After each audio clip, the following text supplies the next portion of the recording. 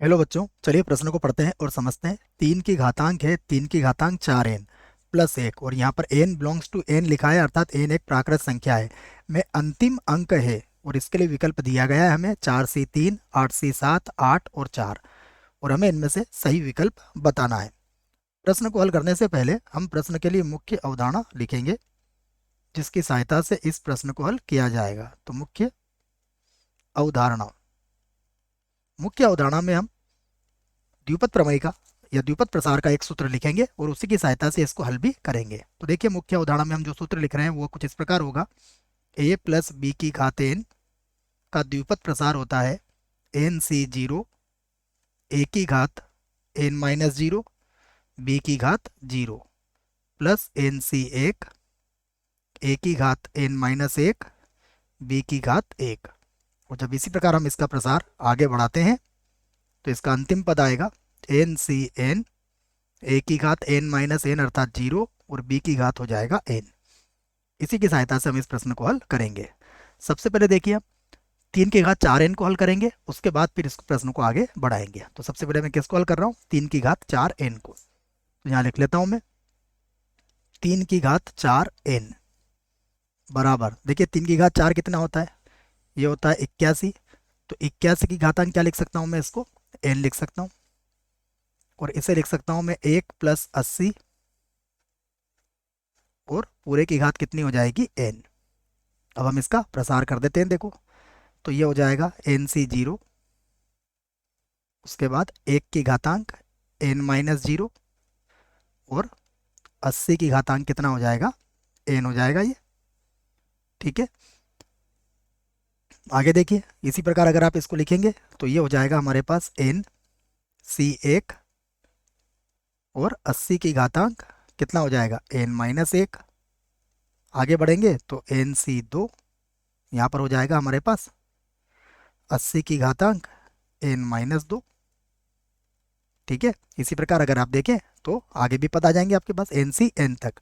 अगर n तक देखेंगे तो क्या मिल जाएगा आपको? मैं लगा देता हूँ प्लस प्लस। देखिए, अगर आप यहाँ पर देखेंगे तो ये होगा n और 80 की घातांक कितनी हो जाएगी? ठीक है, 80 की घातांक हो जाएगी ये यहाँ पर 0।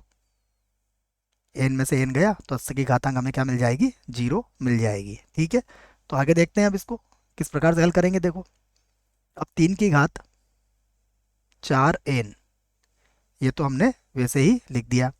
उसके बाद देखिए, यहाँ पर आ जाएगा हमारे पास, अगर हम इसको इस प्रकार से लिखें तो ये पहला पद हमारा पास क्या है? हमारे पास पहला पद इसका n/0 80 की घात n होगा। तो मैंने लिख दिया इसको 80 की घात n,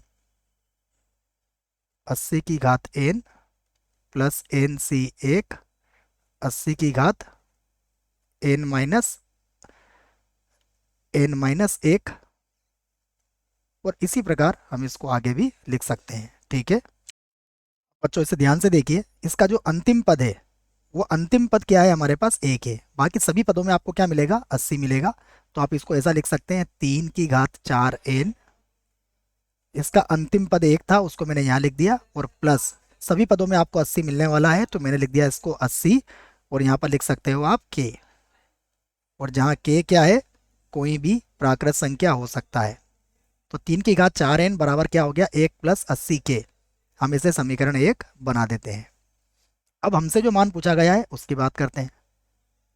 तो अब हम मान निकालेंगे 3 की घात 4n और उसके ऊपर भी क्या है? 3 की घात 4n, इसी का मान था ना, देख लेते हैं एक बार। 3 की घात 4n प्लस 1 और प्लस 1 का मान हमसे पूछा गया है। तो देखिए, 1 को तो मैं अभी यहीं लिख देता हूँ, उसके बाद प्लस अब 3 और 3 की घात 4n ये हमारा किसके बराबर आया है? ये हमारा आया है 1 प्लस 80k के बराबर आया है। ठीक है, इसको अलग अलग भी कर सकते हैं। तो बराबर 1 प्लस ये हो जाएगा 3 की घात 1 आ जाएगा यहाँ पर 3 की घात 1 और गुणा में कितना आ जाएगा? गुणा में आ जाएगा 3 की घात 80k। ठीक है, इसको आगे बढ़ाते हैं। देखिए, तो फिर से लिखता हूँ बराबर, ये है 1 प्लस यहाँ पर है 3 और हमारे पास अब जो ये 80k नज़र आ रहा है आपको, 80 के। ठीक है, 80 के को आप क्या लिख सकते हो, अगर आप चाहो तो इसको 3 की घात 2 बना के इसकी घात 40 कर सकते हो। तो ये 9 की घात कितना हो जाएगा, 40 के। इसको लिख सकते हो आप 9 की घात 40 के। और अगर और हल करना चाहते हो तो 1 प्लस यहाँ पर है 3, इसे लिख सकते हो आप 81 की घातांक 20 के। इसका वर्ग कर दोगे तो वापस आपका वर्गमूल करोगे तो 9 आ जाएगा, वर्ग करोगे तो ये देखो 40 को मैंने 20 कर ही दिया है। अब आप फिर से देखो 81 हमने क्यों लिया, क्योंकि 81 हम अब थोड़ी देर पहले भी हल किया था हमने।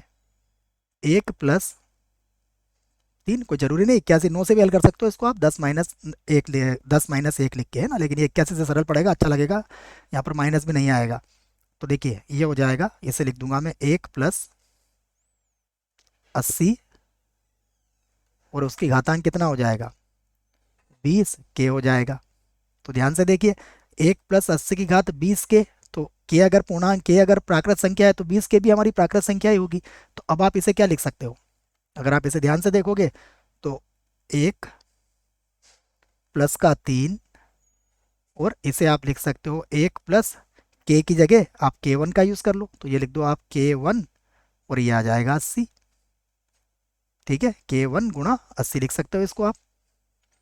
और जहाँ K1 भी कोई भी प्राकृत संख्या हो सकती है। तो ये मैंने किस आधार पर लिखा है, क्योंकि मैंने थोड़ी देर पहले इसको हल किया है बच्चों। देखो इस प्रकार से लिखूंगा मैं इसको, 1 + 80 की घात n, पूरा हल करेंगे तो क्या आया था, 1 + 80 के आया था। तो यहाँ पर भी क्या लिखा है मैंने, इसको k की जगह K1 लिख दिया है, 1 + K1 80।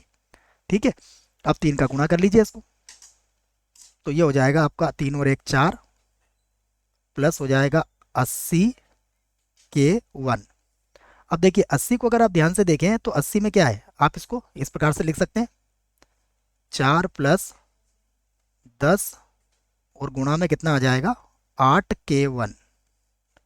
अब जब भी आप इसको 10 से गुणा करोगे तो देखो उसका अंतिम अंक क्या आएगा, इसका अंतिम अंक 0 आएगा, और यदि इसमें 4 जोड़ोगे तो इसका कुल अंतिम अंक कितना आएगा, 4 ही आएगा, क्योंकि 10 से गुणा करने पर अंतिम अंक 0 और 4 जोड़ दो तो अंतिम अंक 4। तो इस आधार पर आप कह सकते हो अपना उत्तर। अतः हमसे प्रश्न में क्या पूछा गया था, 3 की घात 4n + 1 का अंतिम अंक, यहाँ पर लिख देते हैं हम अंतिम अंक। तो देखिए इसका अंतिम अंक क्या आएगा, इसका अंतिम अंक होगा 4। तो ये बात समझ में आ जाना चाहिए। अब चलते हैं प्रश्न के विकल्प की ओर। तो विकल्प में देखिए 4C3, 4C3 का मान भी कितना होता है, 4 ही होता है, अर्थात ये जो विकल्प है, ये विकल्प इसका सही विकल्प है, ये नहीं हो सकता, ये भी नहीं हो सकता, और ये विकल्प जो है ये तो हमारा उत्तर ही आया है, अर्थात ये विकल्प भी सही है। तो इसके 2 विकल्प सही है, ए और डी। आशा करता हूँ बच्चों प्रश्न का उत्तर समझ में आया होगा। धन्यवाद।